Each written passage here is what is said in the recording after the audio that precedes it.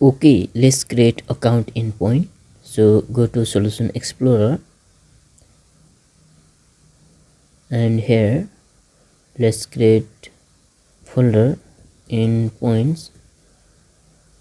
In this tutorial we are going to use minimal API, so let's create here class. Let's search for class and name account endpoint.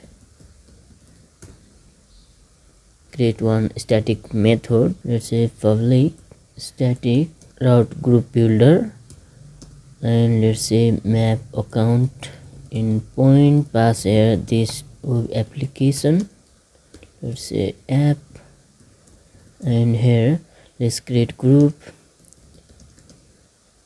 app dot map group.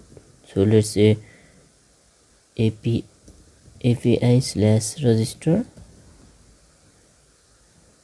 dot with tag account. Now let's create register endpoint. So group dot map post. Here we need to add account and map post. Let's say register here and async. Pass here http context user manager app user, and another one from form string full name from form string email, another one from form password of type string password. Okay, add here user manager var user from db. Let's check await user manager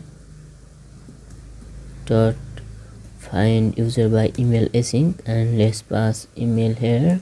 Let's check if user from db is not null, then return result dot bad request response of type string dot failure, and let's pass message user is already exist. Create this response class. First of all, create here command folder,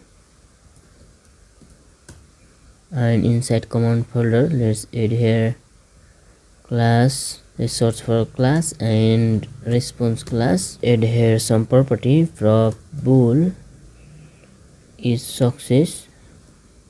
Let's remove setter. Let's add here public t data. So let's make class generic, and let's add another public string error, and another one is string message, and let's create constructor ctur, and here let's pass is success of type bool and t data string error and string message. Inside here let's initialize with is success, and data with data, error with error, let's make it capital letter, and message with small message. Okay, let's create a static method public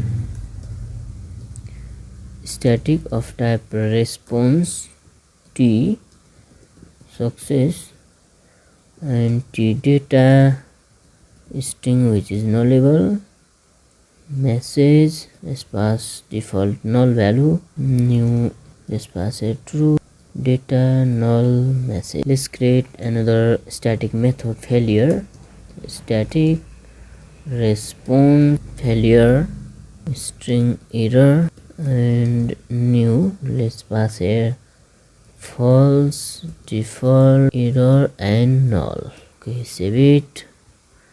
We have our response class. Let's close it. Here we have forget to declare contact. Let's control click here and let's use api.command. Let's create new user. So var user new f user email email and full name. So let's create users per result. Await user manager dot create async.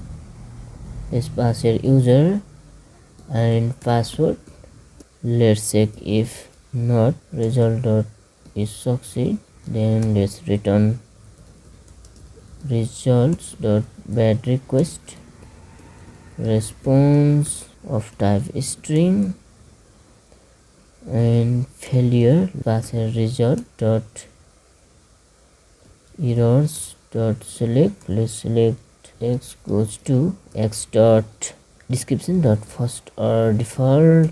If result is success, then let's return result dot okay response of type string success. Let's pass here user created successfully, and let's return here group, make it static. Let's go to program.cs and register our endpoint. At the end, let's add app.map account endpoint, save it.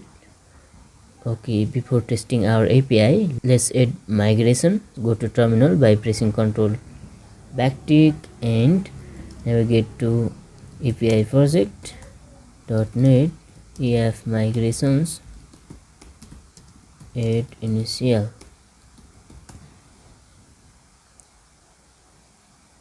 Don't have Microsoft.entity framework core design package, so let's install it first. Go to NuGet and search for entity framework core design. Let's install first one. Now it's installed. Go to terminal and click up arrow and enter. So our first migration is created. So go to migration folder. Here we can see our initial class. You can see here ASP.NET rules. You can see here ASP.NET user. So we have here custom full name. So we have extended full name property and profile image. And let's update our database. .NET EF database update.